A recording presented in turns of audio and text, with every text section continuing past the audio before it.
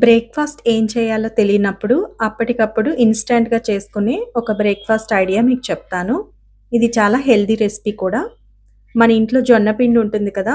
రొట్టెలు చేసుకోలేని వాళ్ళు ఇలా జొన్న పిండితో దోసలు కూడా చేసుకోవచ్చు.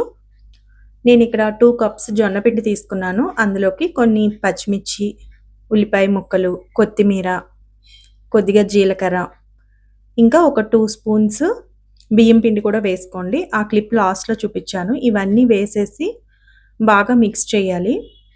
ఉండలు లేకుండా మిక్స్ చేసి పెట్టుకోండి. ఒక అరగంట నాననిస్తే సరిపోతుంది. మనమైతే దోసలు వేసేసుకోవచ్చు. ఇక్కడ ఒక టిప్ ఏంటంటే ఈ దోసలు నాన్ స్టిక్ పెనం పైన అయితే బాగా వస్తాయి. అండ్ దోస వేసిన తర్వాత బాగా ఎర్రగా కాలినాక మాత్రమే దోసని ఫ్లిప్ చేయండి. లేదంటే ముక్కలు ముక్కలు అయిపోతాయన్నమాట. సో, మనకిది రవ్వ దోస స్టైల్‌లో వస్తుంది. బ్యాటర్ కూడా మనకి వాటరీగా ఉండాలి కన్సిస్టెన్సీ అనేది. అండ్ ఈ దోసలకైతే చట్నీ కూడా అవసరం లేదు. ఒట్టి దోసలే తినేయొచ్చు. చాలా టేస్టీగా ఉన్నాయి. మీరు కూడా ట్రై చేయండి. తప్పకుండా ట్రై చేయండి. చేసి నాకు కామెంట్ చేయండి దోసలు ఎలా ఉన్నాయో. మరిన్ని వీడియోస్ కోసం సబ్స్క్రైబ్ చేసేసేయండి.